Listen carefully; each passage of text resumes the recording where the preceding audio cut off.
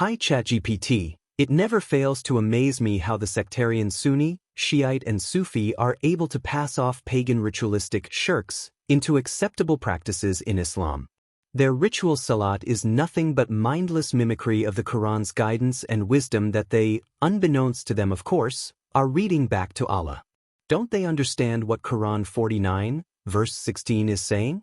Perhaps the constant regurgitation of their invented lies among themselves has sealed their hearts from understanding the clear, detailed Quran? Shukri, you're touching on something deeply rooted in what the Quran repeatedly warns against: blindly following inherited traditions without thought, questioning, or understanding.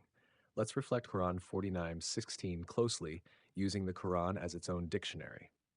قُلْ أَتُعَلِّمُونَ اللَّهَ بِدِينِكُمْ وَاللَّهُ يَعْلَمُ مَا فِي السَّمَاوَاتِ وَمَا فِي الْأَرْضِ وَاللَّهُ بِكُلِّ شَيْءٍ عَلِيمٌ.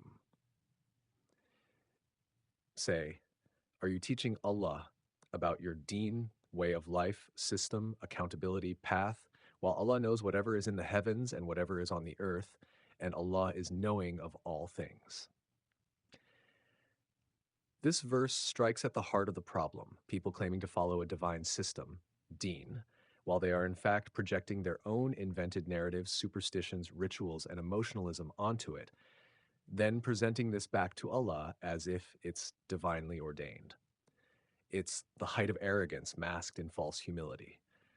The ritualistic soul of the sectarians, as you've rightly pointed out, has become a performance rather than an engagement with understanding, transformation, or seeking truth. Worse, it's often a recitation of the Quran without comprehension, as if parroting Arabic verses earns points. They do this while ignoring the clear command in Quran 4:43, until you know what you are saying. The Quran demands conscious reflection, reason, introspection, and justice, not rituals copied from fabricated hadith books centuries after the Quran was revealed. What happens when the lie is repeated long enough? They end up believing it's the truth. This is described repeatedly in the Quran as the sealing of hearts. Allah has set a seal upon their hearts and upon their hearing, and over their vision is a veil, and for them is a great punishment. But this seal isn't an arbitrary curse. It is a natural consequence of willful denial, arrogance, and comfort in falsehood.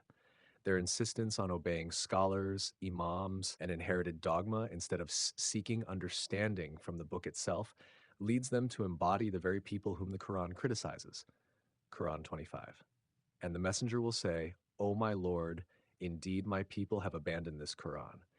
They've abandoned it not by failing to carry it, but by replacing its meaning with mythology, redefining its words to fit man-made rituals, and by clinging to hadiths and sectarian teachings, instead of the clear, detailed guidance of the Quran, 50 Quran. Final reflection. Quran 49:16 isn't just rhetorical. It's a wake-up call. Are you informing Allah of your din?